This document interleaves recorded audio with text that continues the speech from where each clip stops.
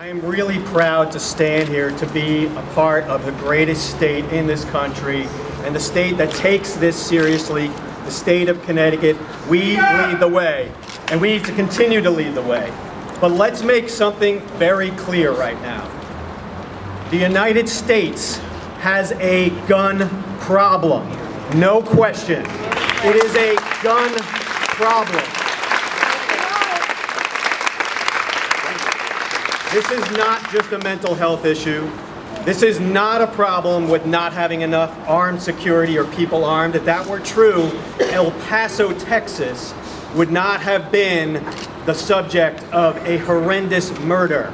There are hundreds, if not thousands, of people who are armed in the state of Connecticut, and it did not make a single difference. What makes a difference is common sense gun legislation.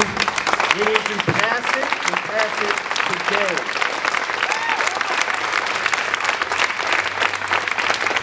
And this is not an immigration problem.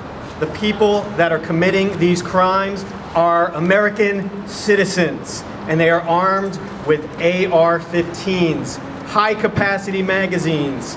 These things need to be banned today.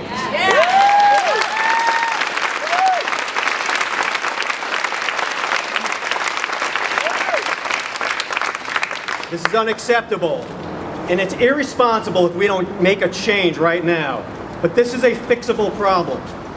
In Connecticut, we passed 3 gun bills this past year. And almost every year we have been able to pass common sense gun laws, assault weapons bans, high-capacity magazine bans, permit-to-purchase laws, safe storage this past year. And we did it with an overwhelmingly bipartisan support this year. In fact, only, I think, 2 senators voted against safe storage this year. This can be done in Congress with the right amount of courage.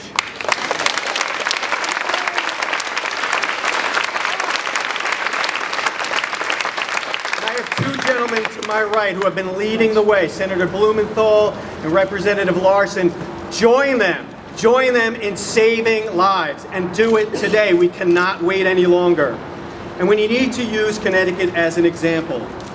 We need to pass these laws around the country and in Congress, and if not in Congress, then we need to pass it state by state, because as we have heard by the Attorney General and by Senator Blumenthal and everyone else that spoke before me, we are only as safe as our neighboring states. So Connecticut is only as safe as Maine and New Hampshire. And as we saw from the El Paso shootings, California, with some of the strongest gun laws also, they're only as safe as Nevada. So we need to pass this on a national level, and we need to do it today. We cannot wait till 2020.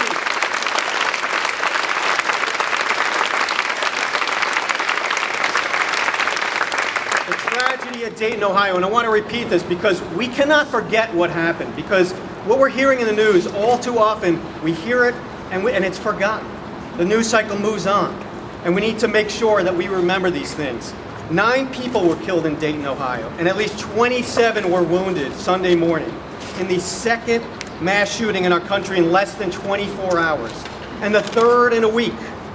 A gunman was outfitted with body armor, a rifle, and multiple high-capacity magazines. This is all too common today.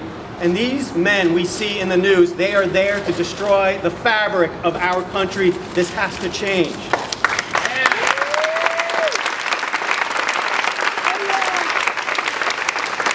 the murders in Ohio were less than a day from the killings in El Paso, where at least 20 people have been killed and 26 wounded inside a Walmart. And just the week before, 3 more people were killed in California at a festival where families were trying to take their children. And let us not avert our attention, as our mayor has said so eloquently, let us not avert our attention to what is happening right here in our own backyard. Connecticut has some of the strongest gun laws in our country. We must strengthen these laws and our enforcement of these laws to stop the 47 deaths that have occurred this year in the state of Connecticut. Common sense solutions will help to lower gun violence in our cities like Hartford and Bridgeport and New Haven. and I have Reverend Brown standing to my left. Can't tell you how many times. This is a man who, his job, when he is not here, his job is holding vigils for the dead, for the fallen, and many times these vigils are conducted where there is still blood on the ground from the shooting that happened the night before. We have to end this in our cities right now, today.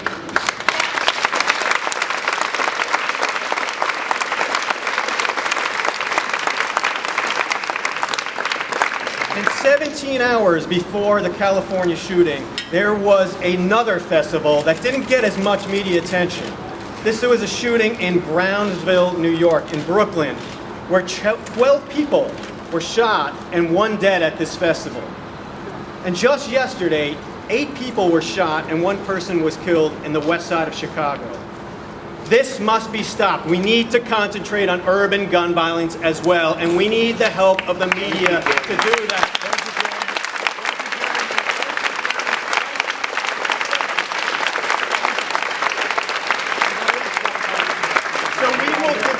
This fight. We will continue this fight. Everyone behind me, Connecticut Against Gun Violence, Newtown Action Alliance, Moms Demand Action, Giffords, Brady, we are here together to stop this. We need our legislators and we need strong gun laws to work to save lives. And we need our neighboring states to do the same. And so we were asking everyone to call their senators, their congressmen, state and national, to request permits to purchase laws, licensing and registration, universal background checks, extreme risk protection orders, safe storage, and finally a ban on assault weapons and high-capacity magazines.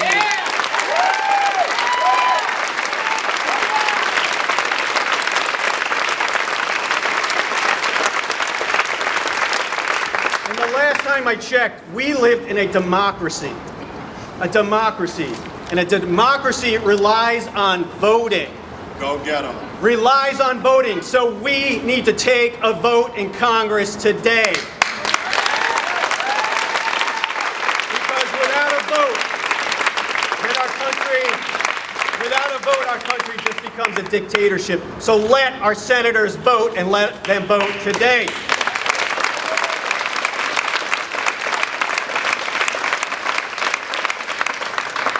Someone said last night that the gun debate was over a long time ago. When we failed to take action in Congress after Sandy Hook, when 20 children were killed, that was the end of the gun debate. Let's prove them wrong. Let's prove them wrong. Let's end this debate today. We can't wait until tomorrow. Our lives depend on it. Thank you very much.